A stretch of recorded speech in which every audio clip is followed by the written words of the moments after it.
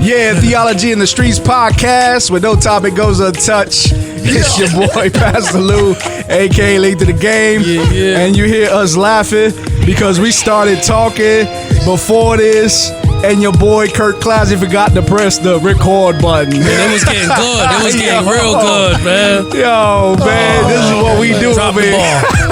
Kurt whack, man. Drop the ball. Yo, Hey, man. you know, I hurt my back, so, you know. Yeah, fresh off of the back hurt. Yo, Yeah. I tell you, man. Yo, no topic goes untouched here, man. It's your boy, Pastor Lou, a.k.a. Late to the Game, and I got across from me. You got your boy Don Dada back in the building. How y'all feel out there? And I got on the board. On the board. No press record, Kirk. Lucky we didn't go deep into the show, man. Yo. If we would have had to do all that over again. Oh, my goodness. All over again. Yeah, I have to charge y'all for that one. Oh, man. Yo, check us on Anchor.fm, Spotify, Apple Podcasts, Google Podcasts, iHeartRadio, and make sure you check us on YouTube. You can search us at Theology in the Streets. Follow us on Facebook at TATS Podcast, Instagram and Twitter at TATS_podcast. And we just want to put out there, our boy Gemma Juggernaut had a little moment there. He Encounter. He had an encounter with somebody who has some COVID. And right now he's not here because he got tested. And he's just waiting for his results to get back. And he didn't want to put nobody in danger. So big ups to him on that. But keep him in prayer. Hopefully he ain't got nothing, you know. Yeah, hopefully he good. He can keep his cooties over there if he has them, you know. So. Stay over there. Trump. Oh, man. Stay with Trump over there. Kirk Classy back up with us, though. He had a hurt back last week. Yeah, man. Couldn't walk, couldn't do nothing, you know. Nothing, Obviously can't press record because of his hurt back. The boy. I tell you, man. Yo, nevertheless, man, we gonna get this cracking, man. Listen, that's when you try to do everything yourselves. You see what happens, man. You know, we can't do everything, man. We try. Look at that. We're missing David in the Cut Jones, man. See, David in the Cut Jones would have held us accountable, bro. Yeah, exactly. You know what I mean? It's like, hey, you guys ain't press record. Yeah, he would say, hey, man, that light ain't red, man. Oh, man. Like I do. Oh, my bad. That's why you guys just don't see certain episodes on YouTube. I don't know. Listen, I press record on that camera. They sabotage. Dave Jones is sabotaging me. Jamba sabotaging me. Kurt sabotaging me. They want me to be doing wrong, man. TATS Nation, they want me wrong. We gotta keep you humble. That's all. Yeah. So when you guys don't see anything, it ain't because we don't have the material. It's someone didn't press record on the camera. Oh, man. Just letting y'all know inside information. Yo. All right, listen, TATS Nation, we are going to get into a series here called Testimony Series. The reality is you may know us, you may not know us, and we want to share our lives with you to kind of so that you can understand where we're at as people, and hopefully it'll be a blessing to you as well. We want to encourage anybody out there with our lives, and hopefully maybe you can relate, maybe you can't relate. Nevertheless, I pray that the Holy Spirit will minister to some degree. So to start it off, I'm going to be the one going, and these brothers are going to interview me, and they're going to ask me some questions, and we just going to go right in and go from there, for real. All right, Lou. So say who you are, Lou. But, give a brief section. So if you're new to this episode or new to this show, my name is Luis Diaz, born and raised in Rochester, New York. I'm also associate pastor here in Rochester, New York. And I've been married, let's see, how many years now? I've been with my wife 25 years. We've been married 16 years. We got 3 kids. Yeah, we started. Oh, we're going to get into the wife one, too. So, we got a lot of episodes. So, Lou got some. We got some stuff, but So okay. That's me right there, now, starting off. I know that you was raised by your grandmother, but I want to know, in your early childhood, was your mom and dad involved? How that break down your early childhood before you got with your grandmother. Okay, yeah. So, my father was 20. My mom was 16 when they had me. My father's name is Luis Angel Diaz, and my mother's name is Maria Nela Arroyo. I think they knew each other for a while before they had me, and they were dating, and the relationship between them was just one of a party lifestyle. Like my father had his apartment, she lived there. Well, I came along, and I can remember as far back as, you know, the drinking, the weed on the table, people over late nights, they partying, that kind of stuff. And that was just the life growing up with them while they were together. But he left. My mom had got in an argument with him, and he ended up leaving probably like when I was around 4 years old. I remember that because I wanted to go with him. He was packing the car, but he wouldn't let me come. You know, I had to stay there with my mom. So you were close to your dad. Yeah, without a doubt. And you remember times being with your dad and everything? Being young, close to him. I remember even after he moved out, he would pick me up on the weekends, and he would take me to Seabreeze. He would take me to his job, Crystal Ford, and he would do the cleaning there, and I would be in there playing with my little car toys, you know, just letting him do his job, and we would spend time together. So when I was little, but that changed, you know, as I got to live with my grandmother. But there's more. But at that time, he was at that spending time with you. Right? I was his only born son, so yeah, definitely. Okay. And how about your relationship with your mom? Was you close to your mom? So too? I was, definitely close to my mom. I was, you know, her firstborn child. She had 2 abortions before me, so I think me coming along, I had a conversation with her just this past year about this. She says, I wasn't going to abort you. You know, I wanted to have you. And she did. And we were close, but her relationships were volatile. My mom was like the fights woman, you know, and she liked to fight dudes as well. That's the type. And we're talking about, that's just her. That was her personality, character. Young, rebellious, just loud, just ghetto, just hood. Now, you said your mom was. Now, your dad was more calm, right? Calm type? Yeah, but he was hood too, though. He was hood too, but he was more calm. He was just more calm, but he was hood too. But he was straight hood. Yeah. And your mom was more wild, fight anybody, right? Did her upbringing play a part of her character being like that, you think? What do you mean, her upbringing? Her upbringing. From my conversations with her, she's been traumatized when she was younger. So I think a lot of that had to do with it as well. That's why she had lash out like that, yeah, right? she had trauma. And she come from a big family, a lot of brothers and sisters. Okay. But she had trauma in her life, and I think that a lot of that was stemmed from that. Okay. And so she would, I think, a lot of defense mechanisms, put it like that. And so it didn't matter who it was, she would be the first one to yap at you and then first one to throw blows. Okay. Like I think that's just because of the trauma she had. Yeah. So that played into the part of the relationship with her and your dad. Without a doubt. So Fights I remember, all the time? Yeah, so I remember one time, I don't know, I was probably, I can remember, I was real young, but I was 3 or 4, and my dad, he didn't hit women. That was his thing. He even growing up, you never hit a woman. You know what I'm saying? Never hit a woman. And but my mom, she could push buttons, man. And when they got into arguments, he would just bounce on her, you know. Okay. And I remember they were arguing. She wasn't letting him leave this time. It's like she was blocking the door. Mm-hmm. And I'm in the cut crying, scared. I'm a little kid, you know what I mean? This was traumatizing to me, and my father just kept warning, like, yo, leave me alone, let me go. You know, she's like, nah. And then like she squared up with him, and he was like, yo, I ain't trying to do that, Nella. You need to chill out. And he just caught her with a 2-piece, bro. Just knocked her out, bro. Wow. She just dropped, like, boom. Wow.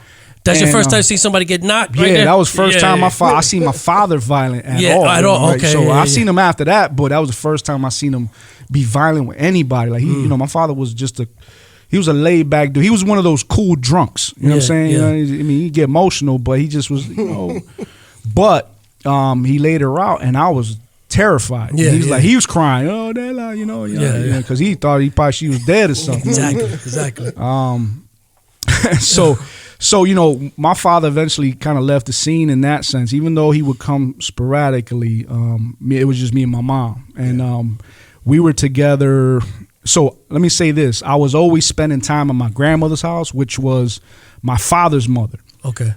My mom would leave me there for weekends, sometimes weeks on end, and that was from when I was a baby. You know, even before I could remember, she would do that. Okay. And the reason why is because she had a great relationship with my grandmother, my father's mom. My father's mom, her name was Emma Diaz. She embraced my mom and treated her like she taught my mom how to cook. You know, and they just were real close. She respected my grandmother, and the reason was my grandmother was a Christian. She was a servant of God, and my grandmother never judged her. Like, she embraced her, loved her.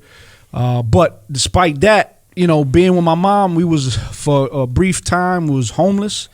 We spent a lot of time with a lot of different dudes because, you know, it just was a way of living somewhere. And I would say this, that because of my mom's character, not completely always her, but she just had a bad choice in men. It was a lot of domestic violence involved in that as well, and that was traumatizing for me as a kid. When you say homeless, you lived in shelters. What you mean homeless? So it was brief that we were homeless, but I remember there was a store on North Street by Portland Avenue over here in Rochester, and I had apartments upstairs and stuff like that. And she knew the owners because they were Puerto Rican owners, but she knew them. And they allowed us to stay in the hallway of the upstairs part of the store, and a bunch of, like, we had tons of, like, the big black plastic bags, and that's where we sleep. And so when people came out their apartments to go downstairs, y'all right there. We were there. Yeah, we were there. And, you know, it was just a different time. Yeah. But that's where she met my younger sister's father. She met him. I don't want to put his name out there, but he you know, they met. He took us in. You know, we started, like, living there. Like, I was sleeping on the couch and she was, you know, sleeping in the bed with him, you know, that kind of thing. And then eventually they got another place, and, you know, and at the same time I was still going to my grandmother's house for weeks sometimes. So that was the kind of atmosphere I was growing up with until she left me with my grandmother. Okay. Now, that's back when Puerto Ricans owned all the stores. Remember that? There was a time that Puerto Ricans owned all the stores. They was. That was a long time ago, though. Yeah. Now, how did that happen? Her leaving with your grandmother. How did that happen? So I used to go to 17 school on the west side because we were living on the west side at the time off of Brown Street. And shouts out to 17 school. I used to go there too. Yeah. So I was going over there. I went there for second grade. Off Orchard. Off Orchard. Yeah. I was over there second grade, and I remember one weekend. She just took me over to my grandmother. It was nothing, you know, that was normal, you know, for me. But she called me that Monday because she didn't come pick me up, and she was like, "Yo, you want to stay over there?" And I knew what she meant off jump. I knew she meant, like, you want to live there. And I was like, yeah, because at my grandmother's house on Dayton Street off of Hudson Avenue, it was stability. I had friends, my best friend Nate, my boys, the twins, Mo, Morris, all these dudes were, you know, when I came over, they embraced me. We played with each other. We were kids, you know what I'm saying? We're playing football in the streets, basketball and stuff like that. That was stability for me. And I was like, yes. At the same time, I didn't know what I was saying yes to. It's weird. You didn't know the full detail of that. Right there, you know, it was kind of like, momentarily, like, yes, right now. Yeah, I know because I'm safe here. You know what I'm saying? Yeah. Where with my mom, it was like, I could remember moments where I don't want to put her out there like that, but I just could remember moments that we did stuff that just was, you know, it just wasn't right. You know what I mean? So, so she left me there, and I think the reason why is because she trusted my grandmother. And at the same time, like, I was defensive towards my mom. Like, my grandmother never said anything bad about her, but anytime, like, my brothers, which are my uncles, because I was raised with them, I called them my brothers. These were my father's younger brothers.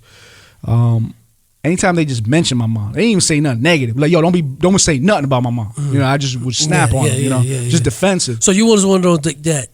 No mother jokes. When you went to school, you fight real quick. I get upset. So there's the mama jokes, no mama jokes. Yeah, they would call that the dirty dozen. You couldn't do the dirty dozen. It wasn't none of that. I remember that.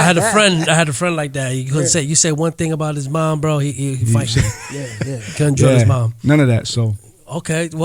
So now, that's how you got to your grandmother's house. Yeah. You said your grandmother was a Christian. Mm-hmm. Okay, so obviously there's rules there, right? Or no? She tried to implement rules. How was the house? So I'm gonna keep it 100, man. There was no rules, man. Okay. Like, so the reason why I say that, there was respect, right? You know, my grandmother was the matriarch of the family. Okay. We respected her to some degree. Okay. But it was a dysfunctional respect, and I'll explain that in a little bit. Everybody else in that home, so there was her husband, which is my grandfather. There was my father, who was always in and out. There was my brother Steve, and then it was my brother Vic, and then she had her daughter too. So, you know, it was like 5 people plus me coming in there. Okay. of all those, only her daughter would go to church and serve the Lord. And she eventually got married and moved out, married a Christian man, and they've been married to this day, still serving the Lord. But all us guys in there, none of us like really went to church. She made me go to church when I was little, and I liked it when I was a kid. But when I became in my adolescent years, it was like I stopped going because my grandfather didn't go, my father didn't go, my older brother Steve didn't go, my older brother Vic didn't go, and it was like, why am I going to go? Okay. Yeah, that was the example I saw from the men. Yeah. So she made me go when I was a kid. So, it was like every other day it seemed like, bro, I was in church. You know how the Spanish churches be. Yeah. Sunday, 5 hours in there? Sunday it would be from the morning, like from 9 a.m. all the way until like 2 o'clock in the afternoon. You catch a break. You would go and get something to eat and then come back for 5:30 till like 9 o'clock at night every Sunday. And then it was like Monday you get off, and then Tuesday, Wednesday, Thursday you would go, and then maybe if they had a special event on Friday you would go, and then Saturday off, and then you come back Sunday all day. And that was like weekly, man. And I was like, yo, for a little kid.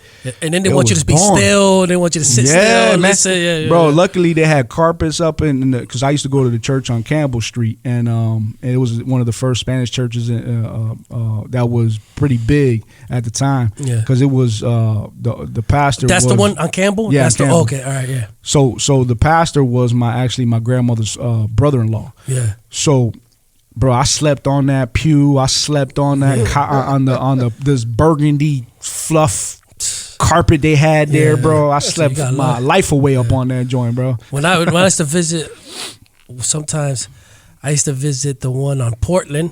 Okay. We'll visit the one on Portland or Juan Mendez. Yeah. You know what I mean? Mendes Church. And Juan Mendez, they had regular chairs. Bro, and they want you to sit there and, you be there for 5 hours. I used to like Juan Mendez because they had mad girls. Oh, yeah, it was lit there. It was lit. I was spending all of them, girls too. had discipline over there. I bagged a couple of them. I bagged. Don't sleep on your boy. Your boy's a beast. But anyways, so now you got her. She's now, was there any resentment from your uncles? Like, what? He think he could live here? Or no, they embraced you so you came in? Yeah, I was the firstborn grandson, man. So it was love? It was love, man. I was spoiled rotten. And when I mean spoiled, not that I got everything I wanted. It was no rules, bro. Okay. Like, I could do whatever I want, get away with murder. I didn't never get this. Like, my grandmother got mad. She threw a sandal at me. You know what I'm saying? That's the Puerto Rican thing. Right? But it was no punishment. I didn't get no belts like that. You know, even like, so from that point, like, my father was in and out the house and stuff like that. And he had alcohol. He was alcoholic too. So he had problems. But when I moved there, we stopped chilling with each other. Okay. So you're spending less time. We started spending less time, and then that affected me big time. So there was a time where he actually was moving to Florida. I had to be like 8 years old. Okay. And I kept begging him, yo, take me with you. Take me with you. And I remember he was like, I can't. And look, hindsight 2020, it was like he just didn't have money. He was desperate. He was desperate trying to make a life. Yeah. And but you couldn't understand that. I didn't understand it. I didn't understand it. And every time he kept telling me no, I would go back to my grandma like, yo, why don't he love me? Why don't he want me? He was asking that at that age? Yeah, at that age. Now, was your mom still coming to see you a little bit? So my mom was falling deeper and deeper into her lifestyle. She became a major addict. Okay. So you're seeing less of her too? Less of her, a lot less of her. So now you're seeing less of dad. Yeah. But way less of mom. Way less of mom. Now starting to see less of dad, so you was kind of scared, kind of like, right? Well, it was conflicting. You know what I'm saying? Like I'm getting a little bit older. I had stability with my grandmother living there. My mom ain't nowhere. She not even calling me like that anymore. And my dad was just in and out. He was, once again, he just was trying to figure himself out.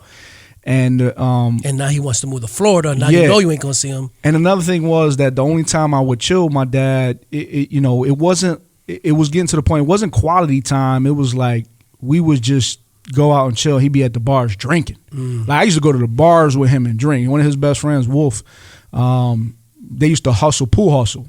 And they got in fights over there. I would see them fight and stuff like that just because they were shark dudes. Yeah. And but it wasn't that quality time. Like when he used to take me when I was little to Crystal Ford, it was quality time. You know what I mean? Yeah. But now it was just like you just chilling around. Do you remember the bar where he used to go to take you to? It's a church now actually, but it used to be Seneca Pool Hall.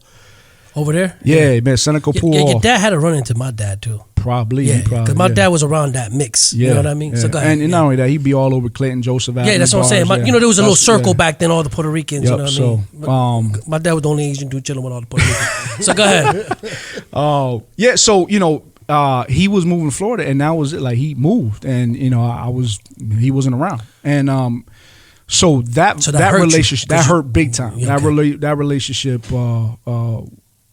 it was basically cut off from that point forward. And let me say this: he moved back. He got in a relationship. He had a son. Now, this is the strange thing right here, man. And this thing, I love my dad. I respect him to this day. He lived right next door to us for years, like literally. Your grandmother? Next door, had his apartment right there, and I could probably count on my hand the many times he wanted me to come over and spend the night. Yeah, that's how old were you at that time? Oh, I was probably 9 to like 12, still, 13. So you still was young. Yeah, so he could make up and just chill. Yeah. But it wasn't the case. He started another family. Wow. And I love my younger brothers and my sister, but he started a family with them, and I wasn't a part of that. You know what I'm saying? Wow. So you never, obviously you never asked why. And, at that point, just let bygones be bygones. Yeah, it was like it was what it was, man. You know what I'm saying? It was like my grandmother took the role of raising me. My grandfather took the role of raising me. And I had accepted that after he when he left to Florida, like it was like it is what it is. Okay. But my mom, it was different though, because I missed my mom, and I would say that the time she would come get me, it wasn't quality time again. It was always parties, man, like family parties, or she doing her own thing. Right? She addicted, man. She doing drinking and fighting and the last time, I think where my heart switched with my mom was I might have been like 9 or 10 years old. And I remember we went to a friend of hers over on Alphonse Street off of Hudson. Mm-hmm. And we were there all night. I was chilling with her friends' sons and stuff like that. And we were just all hanging out. I fell asleep. It was just one of the things. You be part of the you know party. How that was. You fall out. Because we used to party to the next day. Yeah. And I just wake up. It's like, daylight out, and it's like 7 a.m, and I'm just hearing it boom, boom, boom, boom, boom. And I'm like, what the heck? So we go outside. My mom is fighting 2 women. Oh wow! Dang, your mom used to fight all the time. All the time, bro. All the time. She didn't care. She was fighting. She was fighting 2 women, and once again that trauma. Like I seen this regularly with her. And it was trauma for me. Like, I just kind of froze up and was afraid. And so my grandmother, that was her mother, after everything settled down, came to pick us up. And she just started screaming on me. Like, why come you didn't do nothing? This, that, and third. What's wrong with you? And I'm like, I'm a little kid. You know what I'm saying? Exactly. Like these were and the women that my mom was fighting, they was some big, chunky women. Yeah, exactly. What there wasn't no little. There wasn't no little. Like, they probably would have knocked you out. They were bigger than my mom. You know what I'm saying? Yeah. And she just screamed on me, and something turned to me, bro. I told my mom, I said, take me home right now. And this thing, I said, if you don't take me home, I'll walk home. Because it was right, Dayton Street was right up from Alphonse. Right. Literally right down the street. Right up the street. Yeah.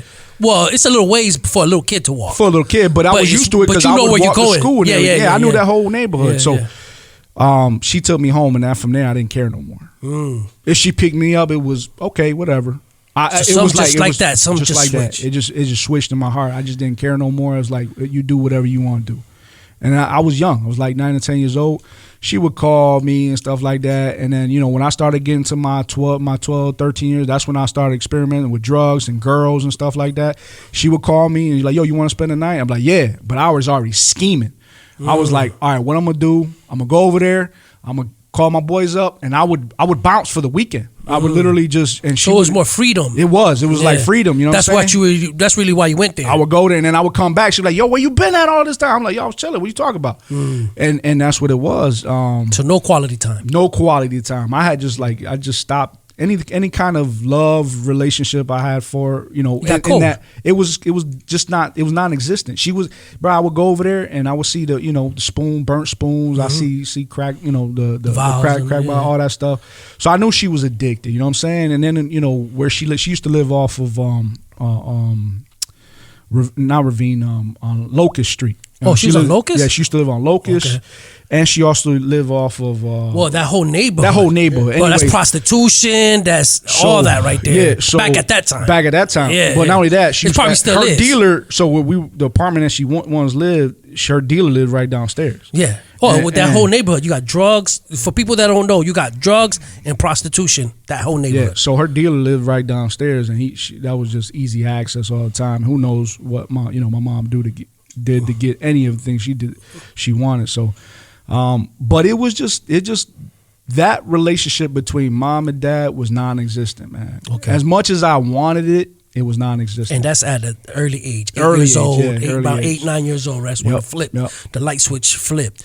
Now, let's talk about Vic and Steve.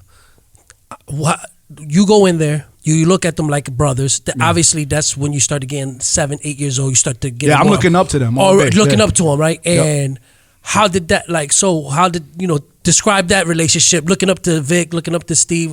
Describe that relationship. So from being young. Yeah. So they Steve had 10 years on me. Vic had 9 years on me, and it's funny because I looked up to them, but they were womanizers, so they always had girls around. So they would use me sometimes, you know, to make them look good in front of girls. Yeah. And then there's other times like, yo, you annoying right now, get out of here, you know, one of those things. You know, after they got what they wanted from you, right. All right, get out of here, beat it, kid, you're bothering me.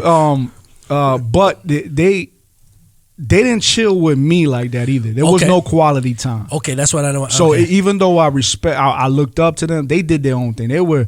So, you know, so they ain't really put you under the wing like that. Exactly. It wasn't until I was doing my own thing mid-teenage years that, yo, hold up. What you doing? You doing big things. Now you want to ride your coattail now, right? It was like they wanted to chill with all my boys. You know what I'm saying? Because I was out there doing whatever I want to do. And so they wanted to, yo, let's go chill. Let's go smoke. Now you fresh. Especially when I graduated, it was like, yo, what we doing, Lou? You know what I'm saying? It was now Lou's popping now, Lou, right? Now Lou popping. Want to pop off with Lou. I didn't care about what they get old, right?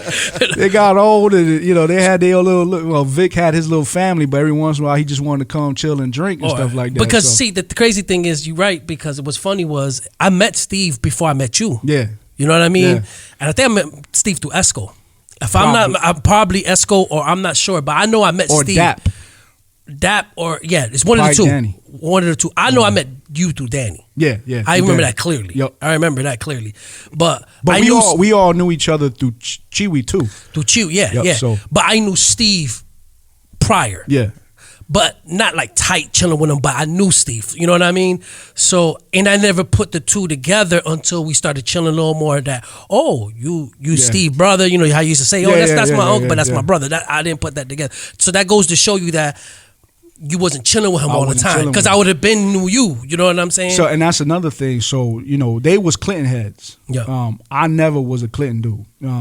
Like I knew some dudes on Clinton, but I didn't chill. Like they chilled at 20 Park, Oakman Street. That like they did that for a while in their teenage years.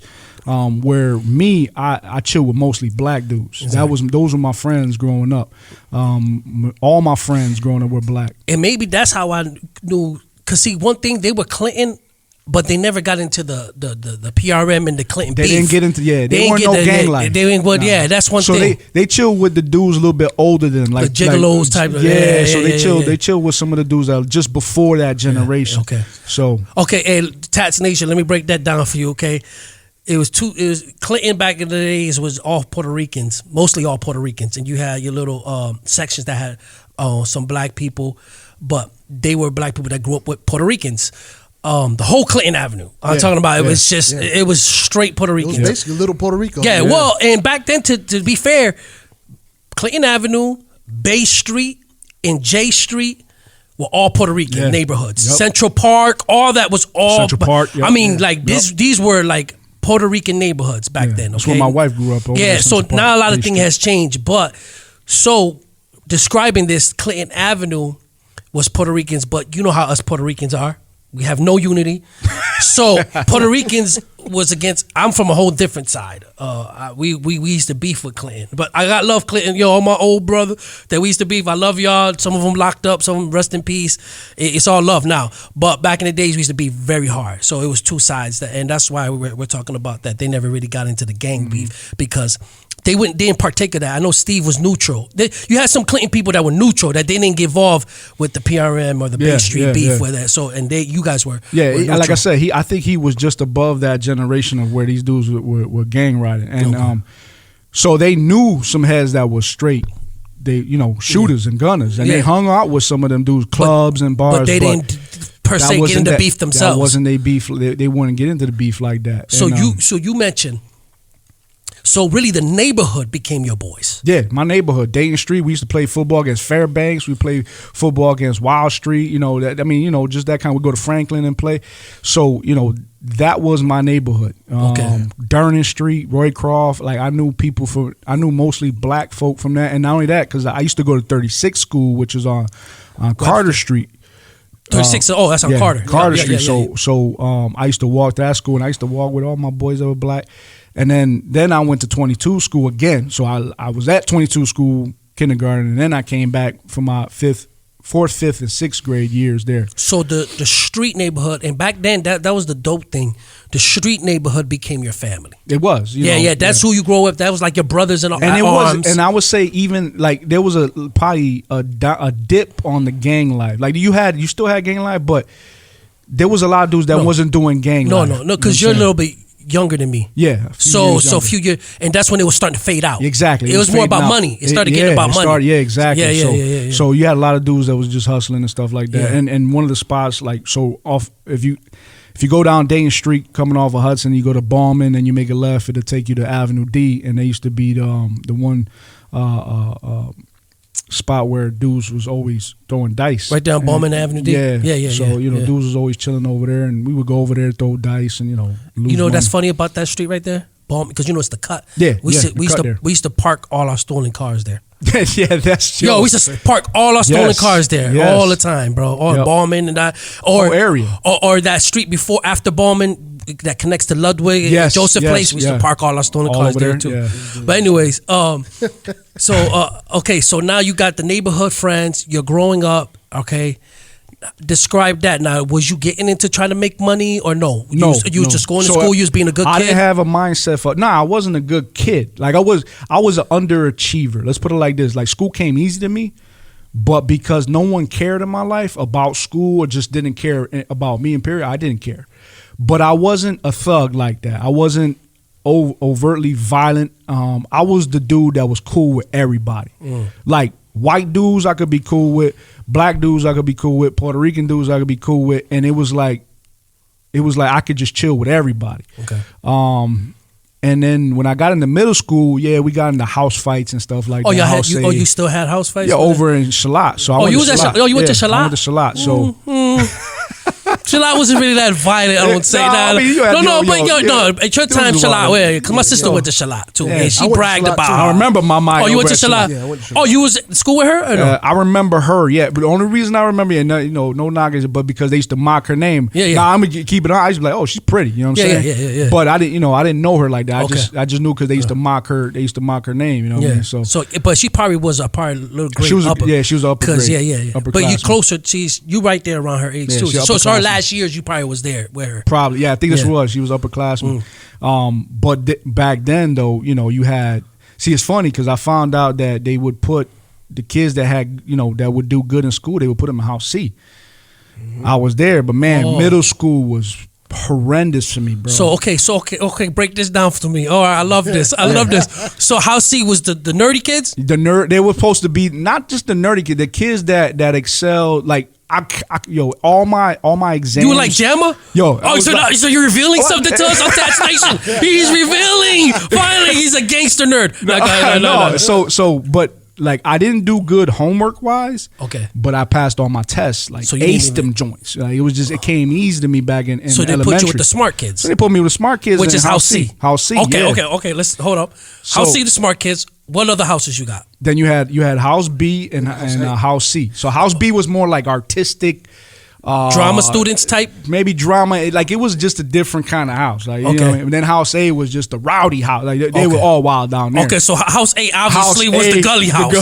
Right? House A was obviously running the Shalat, we used to go in. We used to go in with them dudes in House A. Okay, so who would say... Okay, House C was a small house. So who was competitive with House A? Like, as far as House C, house fights, because House B was a whole different class. Oh, you got drama students. Nah, bro, they didn't fight nobody. Yeah, bro. Drama students. They were trying to peace and love. Bro, they were the peacemakers. Blessed be the House peacemakers. Blessed be the peacemakers. It was always House C and House A that would get into. And y'all used to give them some run for their money sometimes. Always, bro. Always. Okay. But House A, and then you would now another thing too. So this was even because this would happen at Monroe as well, but even in Charlotte, you would have race fights. Oh yeah. Which I hated. So y'all still had that at your time? Because Kurt doesn't recall that time. No, in Charlotte, I do remember. Oh, you do? Oh, so you never said that? Yeah, in Charlotte. Oh, Well, now you want to reveal the TATS Nation, the TATS Nation, because I had told you that. I said, Kurt. No, but I said, Kurt, do y'all have to beat up the Puerto Rican Day, all the black people? See, it wasn't that. We didn't have that. Oh, you didn't have specific. No, we didn't have. But that. you had race fights, right? Okay, so describe, because I don't know what this is. Well, tell me, you guys tell me what race it wasn't fights like Monroe Ave, because I had friends that were at Monroe Ave, and they used to talk about the Monroe race High School. fights. You mean Monroe High School? Well, yeah, middle school. No, it was middle school at the time. Yeah. Okay, but, so what y'all mean race fights? What y'all? So Puerto Ricans and blacks used to go at it, bro. That's my point. But they didn't have a day that all the blacks tried to beat up the Puerto Ricans. It wasn't like that. So it was fading. It was fading out. It was fading out. Yeah, it would just pop off. That kind of thing. All I remember is it was one day they was like, "Yo." It was going upstairs because at that time I think House 8 was upstairs, and everybody was going upstairs and they grabbing people like, "Yo, we about to go fight L.A." And I mean, or L.K. I think that's what it was. And who's like, L.K.? Latin Kings? Latin Kings. I'm like, what? I'm like oblivious. Like, the heck is this, bro? What house you was in? I was in House C. Oh, so he's a House C member. Oh, so y'all repping together. Y'all about to jump me or something? Y'all gonna jump me. House C gonna jump me, TATS Nation. Okay. Oh, so you rep House C too? Yeah. Okay, all right. That's all I remember, man. It was like, yo, we all going upstairs. It was like you said, it was all blacks, and then I'm like, man, this is whack, bro. I'm going So Shalat had it. No, I didn't know Shalat had it. Because one thing about Shalat, I give Shalat was very diverse. Because see, my school, Douglas had a lot of blacks and Puerto Ricans. Not a little bit of white, not too many white, but they had white. No, we had white folk. Y'all had white folk, though. We had white folk. Yeah, Shalat had white girls. Yeah. I remember Shalat having all the white girls. We used to go up there to see the white girls. Yeah, it was some white girls. Yeah. So y'all had some pretty ones. Yeah, some pretty ones. Yeah. So that's why we would go to Shalat, because y'all had the white girls. You know what I mean? So it was diverse. I would say it was blacks, Puerto Ricans, and whites in Shalat, right? Yeah. So that's why I asked you break down race fights. So it was, it was weird because I grew up on Avenue A in Clinton. So I grew up the opposite of him. I grew up around a bunch of Puerto Ricans. Okay, yeah. You know what I'm saying? So it's like, what y'all talking about, bro? Like, it was love for you. Yeah. Yeah, y'all can have that. I'm out. You know what I'm saying? I mean, it's one of those things that I think you got 12, 13, 14-year-old kids that they trying to figure themselves out, man. I would say my time at Shalat was not productive at all. No. It was wild, bro. And I made so many friends that was hood dudes. You know what I mean? Like they were from Clinton Avenue. They was rowdy. And I ended up was chilling with I won't put him out there because I don't know what he would feel if I said it. But I found out he was my cousin later on. But this dude he was running up and down Clinton. Even to this day, he's get well known up on Clinton now, just rowdy. And just shady. Nobody trust him kind of stuff. So and just being around that kind of he was the leader. You know what I'm saying? Being around that, it was like, yo, you best be ready to fight. I remember one time we got in a brawl with some dudes in the counselor's office, bro. We jumping off tables, dropping elbows, throwing chairs. Crazy, man. Crazy. So now this plays a part of your upbringing because now you're not accountable. So your grandmother really ain't gonna do nothing to you, right? She didn't look like. Not that she didn't care about school, but education for her was not something. It was important, but she didn't understand it herself how important it was. So let me give you an example. So my boy Nate, my best friend, his mom got him into urban suburban. He was going to Penfield, and my grandmother was trying to get me into there for the longest. So urban suburban won't let you go into the program if you're going into high school. So going into my 8th grade year, they pulled some strings. And they got me in. What? To go to Penfield with my boy Nate. Oh. So check this out though. What did I say? No. Nah, I don't want to go there. Man, yeah. They didn't know the opportunities that would have been. I didn't even know what opportunity. He didn't realize what he had. I didn't even know the opportunity, and nobody was there to say, no, what's wrong with you? No man, no male, like, yo, smack me. You gonna go? None of that. Wow. Yeah. None of that, bro. I was like, nah, I got all my boys over here. Yeah. Stupid. I was dumb. Well, no, the thing is, you didn't watch enough 80s movies, too. Because I was young, and I used to wish I can go to a suburban school. Bro, because I knew I was going to be the man. So I was like, yo, no lie, I used to have dreams of me going to, because I watched too much 80 movies, and I used to be like, bro, I said, bro, if I go to one of, I go with my curly hair looking like Prince, because I had the curls looking like Prince. I said, I'm going to be the man over here. They ain't know, but my dumb behind, though, I didn't take advantage, man. I was loving. And that's the thing of a kid making their own decisions. Exactly. So this may sound cliches, but do you think that part of you getting really tight with the neighborhood stems from maybe a drive to find family? Without a doubt.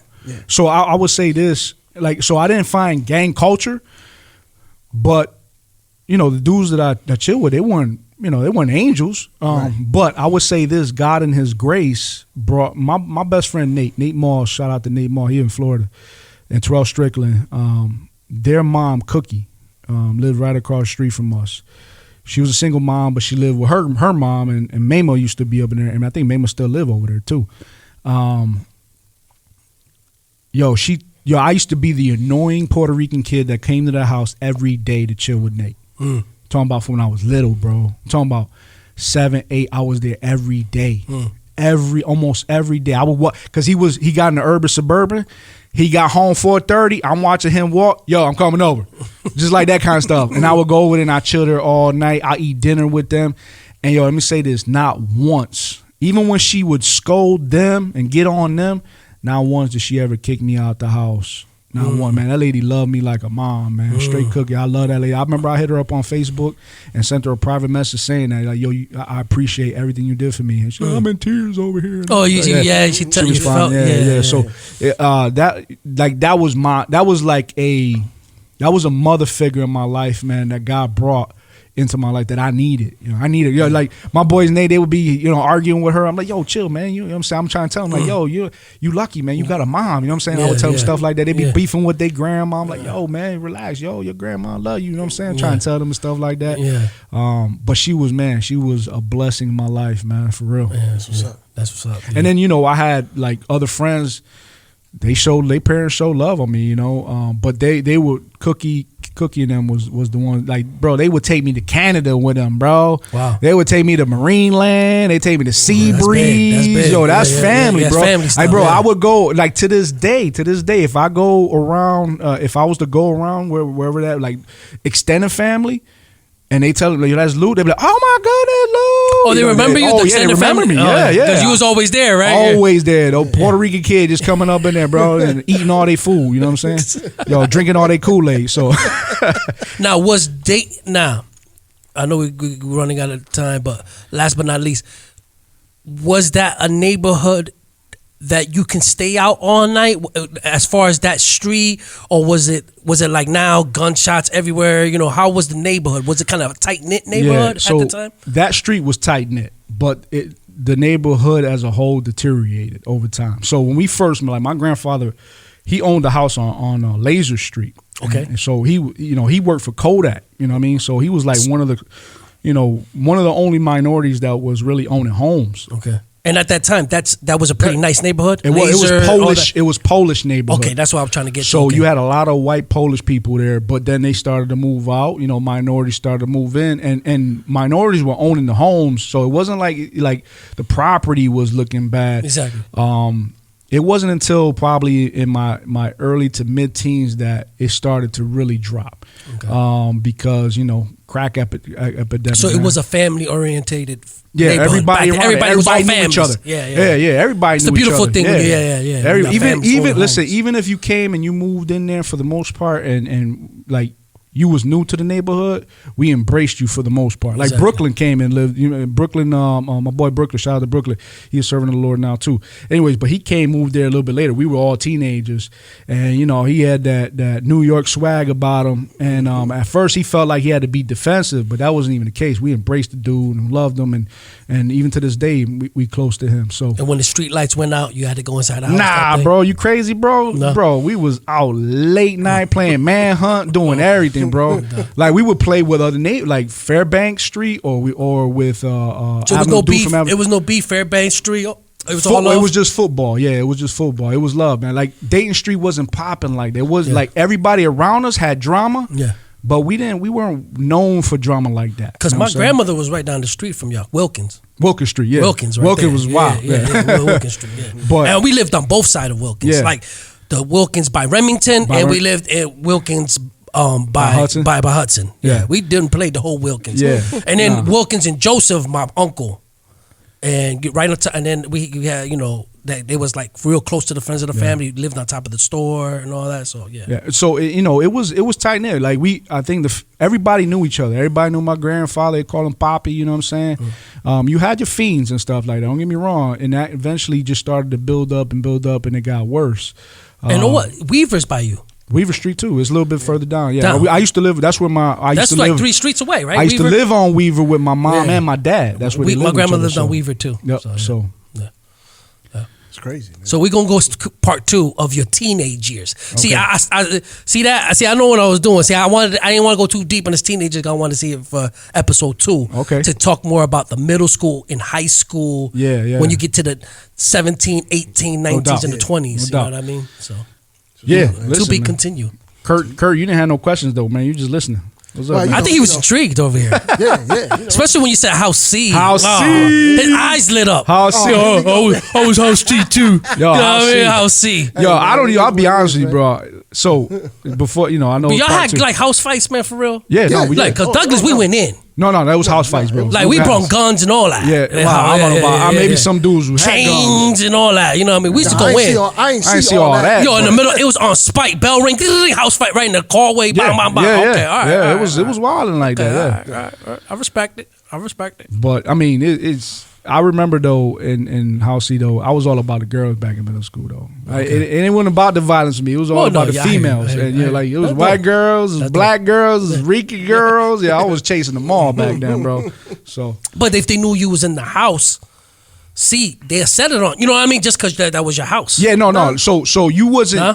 Well, it's not. But you bigger than every for me. kid. No. He doesn't matter. He's bigger than every kid. He belong in high school. Ain't nobody messing with you, They bro. thought he was a I was a century. little dude. No, they thought he was a century up in there. Yeah. They walk around. They're like, They mess with the they said, century. you go here? No. They was reporting kids to him. Man, he's bothering me. Say, yo, go get him. You was always big, bro. Ain't nobody messing with you. You don't count, bro. You don't count, man. Was you always bigger than every other kid? Though? Was you like bigger than every class? I didn't start getting, I didn't start getting swollen until my last year in middle school. Okay. Okay. So you was scrawny, skinny? Yeah, I was kind of skinny as Okay, a kid. all right, And then my last year in middle school, just that's when blew I up? started. Yeah. Oh, okay. I started working out and stuff and lifting, and then All right. then But I tell you what, you get caught up on House B, and you was either House A or House C, depending who you was. If you got caught up on House B, you was getting chased. Yeah. That's how it was. That's how it was. House B was like neutral. Nobody cared about House B dudes, bro. Yeah, it was just like they're artsy weird dudes. But if you got caught there by yourself, you were dolo. RC dudes is about to give it to you. Nah, it wasn't. It was just like if you were House A and you were kind of skipping and you were running around. Oh yeah, I remember that. Yeah, man, you get caught up. And House B had a big old T. They were like a big old T. So depending where you got chased at. Yeah. funny, that's funny. Middle school year. Yo, that was wild. Yeah. I didn't learn nothing in middle school, bro. I remember playing like Munch Crunch on the computer. Remember bro. that? The math game. That's it. That's all I remember doing, bro. Word Muncher. Word Muncher. That's what it was. Word Muncher. What was the other one? It was Word Muncher. It was something else too. They used to do all. I forgot what it was. But corny games, bro. Yeah. Fractions. You had to do fractions on Word Muncher and all that. Yeah. Oh, Big man. old computers. Big old computer. And they were Apple back then. They were Apple though. Apple Enormous. computers. Yeah. The Macintosh too. Macintosh. That's what I'm saying. They were Apple. Yeah, the Macintosh joints. Yeah, big old computers. Jeez, man. Yeah. Back in the days, right? And they had like one.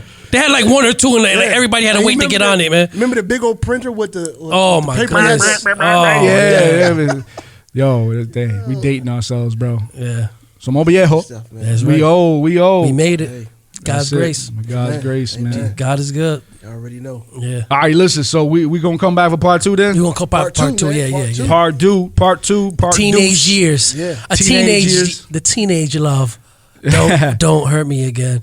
Yo, My bad. All right, so we're going to close out the show here in Street Spotlight. Yo, we want to give a shout out to Buck Barnabas. This is our artist, Street Spotlight. And this is coming from his album right here, The Lazarus Effect. And he representing Rochester, New York right here, man. The Rock. And this track is titled The Cross. The Cross. Hey, yo, any shout outs before we get this track proper? Shouts out to Tats Nation, man. Yeah. Shouts out to Buck Barnabas. He's literally headed towards you. He's headed to. That's an inside joke. My bad. Okay, we'll leave that. He's one head there. of the class. Oh, my bad. All right. Leave that one alone, bro. All right, you listen, T.A.T.S Nation, keep riding. T.A.T S, we're gonna keep riding. We out. Peace. See ya.